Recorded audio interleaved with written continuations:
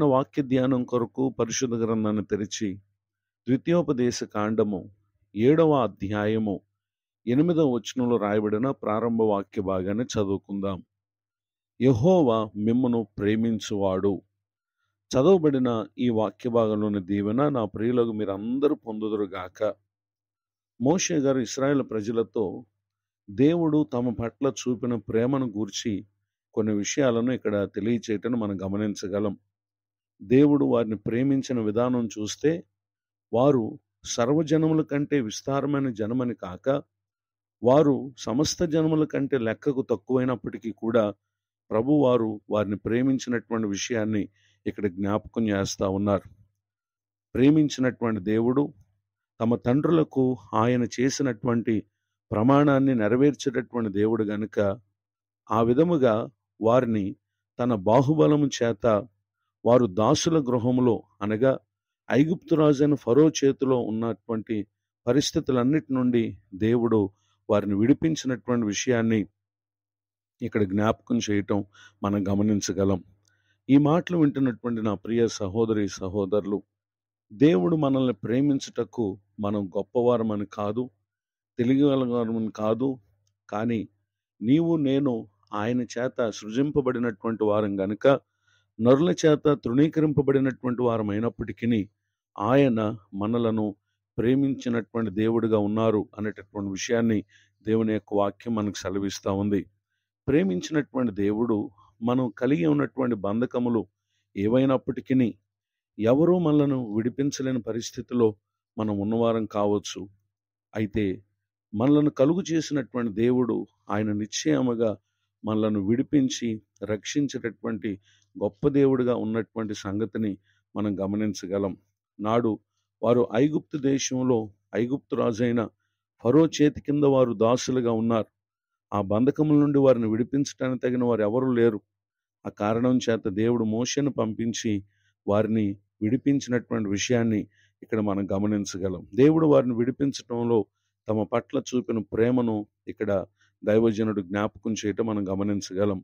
ఈ మాటలు వింటున్నటువంటి మన జీవితాలలో ప్రభువు చూపినటువంటి ప్రేమను గూర్చి మనం జ్ఞాపకం చేసుకున్నప్పుడు ఎఫెసీయులకు రాసినటువంటి పత్రిక 1వ అధ్యాయము 4వ వచనం మొదలుకొని రాయబడినటువంటి వాక్య భాగాల్లో దేవుని కృపా మహదైశ్వర్యమును బట్టి ఆ ప్రియుని యందు ఆయన రక్తం వలన మనకు విమోచనము అనగా మన అపరాధములకు క్షమాపణ మనకు కలిగి ఉన్నది అనేటటువంటి విషయాన్ని ఇక్కడ జ్ఞాపకం చేయటం మనం గమనించగలం. నిజమే, మన అపరాధ స్థితి మనలను నాశనానికి నడిపిస్తుంది, నష్టం కలుగు చేస్తుంది. అయితే ఆ స్థితి నుండి మనల్ని విడిపించడానికి ఆయన క్షమించినటువంటి దేవుడిగా ఉన్న సంగతిని ఇక్కడ మనం జ్ఞాపకం చేసుకోగలం. ఆయన మన పాపములకు క్షమాపణ కలుగు చేయకపోతే, ఆయన మనల్ని విమోచించకపోతే మనము కూడా నశించిపోవలసినటువంటి వారమై ఉన్నాం. గనుక యేసుక్రీస్తు ప్రభువారు మనలను మన అపరాధములన్నిటి నుండి విడిపించి రక్షించటానికి ఆయన చూపినటువంటి ప్రేమ ఎంతో గొప్పది. యోహాను రాసినటువంటి మొదటి పత్రిక 3వ అధ్యాయము 16వ వచనంలో ఆయన మన నిమిత్తం తన ప్రాణం పెట్టెను గనుక దీనివలన ప్రేమ ఎట్టిదని తెలుసుకొనుచున్నాము. నిజమే, మన అపరాధములన్నిటి నుండి మనల్ని విడిపించడానికి, వాటి వలన కలిగేటటువంటి నష్టం నుండి మనల్ని విడిపించడానికి యేసుక్రీస్తు ప్రభు మన ఎడల తనకున్న ప్రేమను బట్టి ఆయన తన ప్రాణాన్ని పెట్టినటువంటి దేవుడిగా ఉండటం మనం గమనించగలం. నిజమే, ఆయన ప్రాణం పెట్టుట చేతనే మనము రక్షించబడినటువంటి వారమై ఉన్నాం.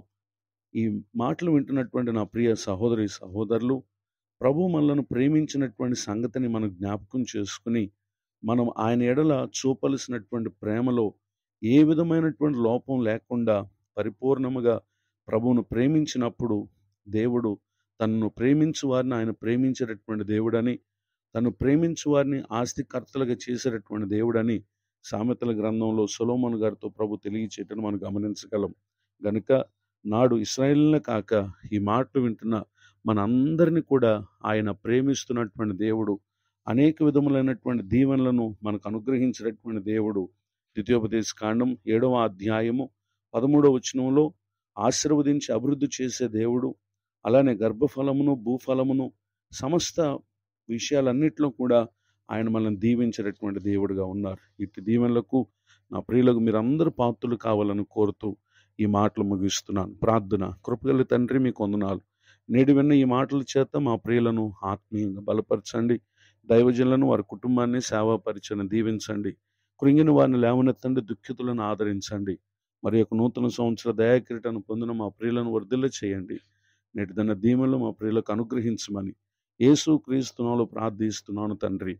ఆమెన్. తండ్రి, కుమార, పరిశుద్ధాత్మ దేవుడితో నడిపించునుగాక. ఆమెన్.